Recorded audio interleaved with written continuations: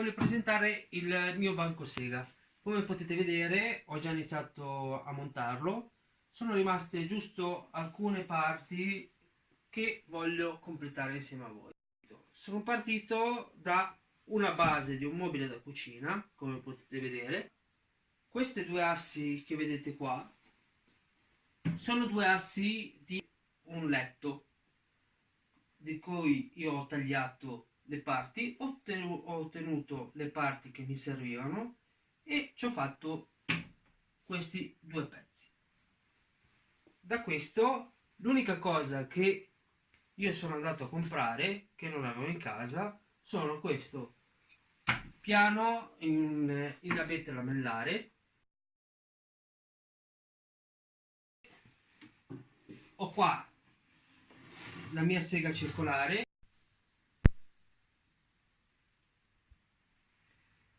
Ecco qua, come potete vedere io ho modificato i pezzi della piastra originale, perché questa era una sega circolare, ovviamente non da essere montata su un banco.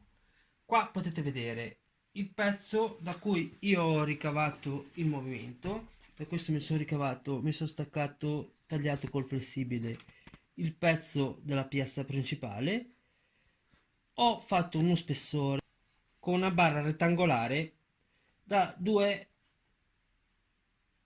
per 1,5. Da qui poi la parte fissa dietro. Questo è il pezzo della base, questo era il pezzo che era staccato, che io sono andato a saldare. Ovviamente, come potete notare, non sono ancora un provetto nel saldare. Qui, come potete vedere,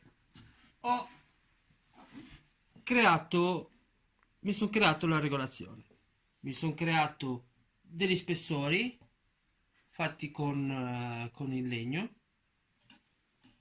e da questa vite io mi posso regolare in altezza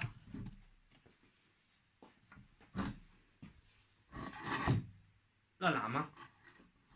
La vado a fissare girando questo bullone qua.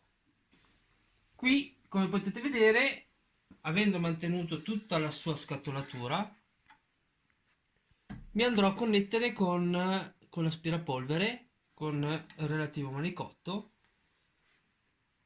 Ora vi faccio vedere quello che ho fatto sulla parte elettrica.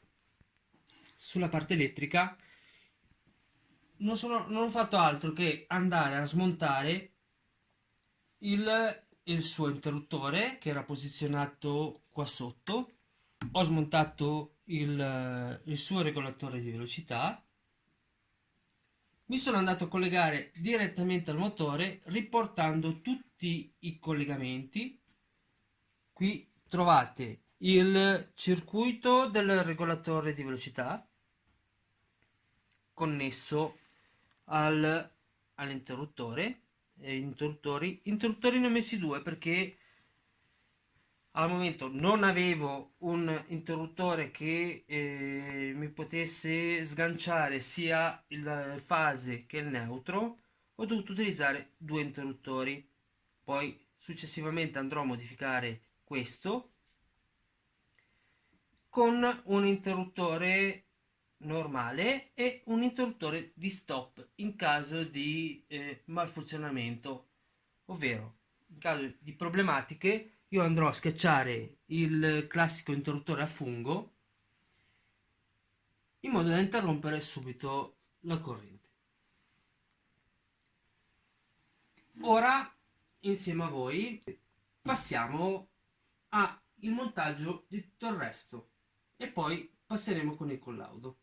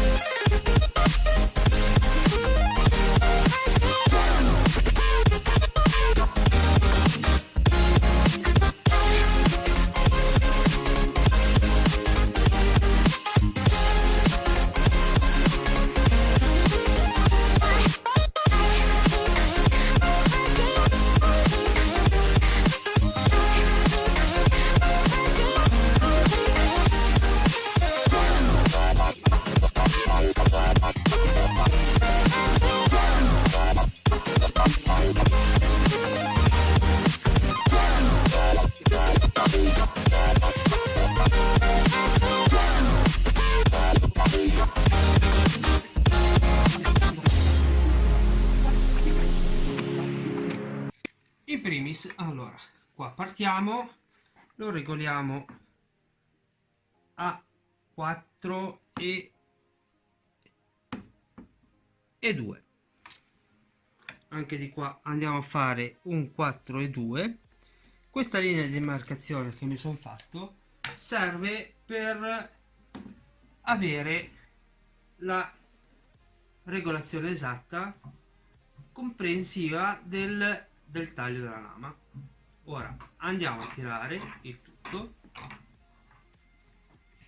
Come vedete questa non si sposta. Prendiamo il nostro cavo e facciamo il nostro test.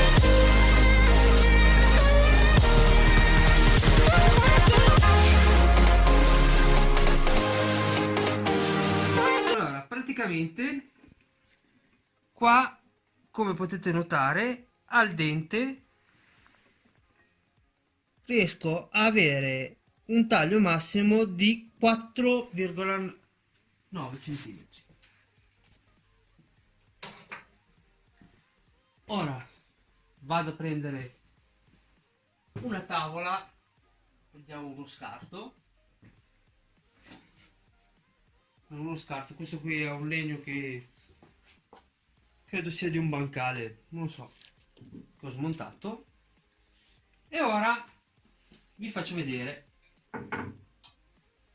Innanzitutto, per prima cosa da fare è mettere gli occhiali di protezione che io utilizzo sempre. Ora accendiamo la nostra circolare.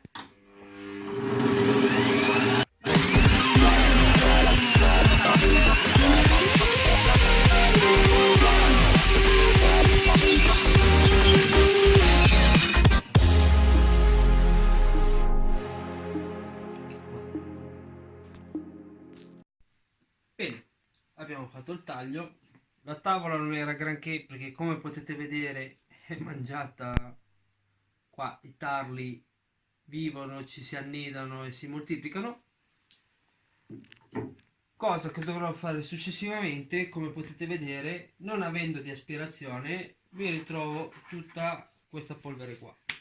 Io sto aspettando la maschera, anche perché è bene, quando si fanno questi tagli, oltre ad avere gli occhiali di protezione, avere almeno una maschera con protezione P1.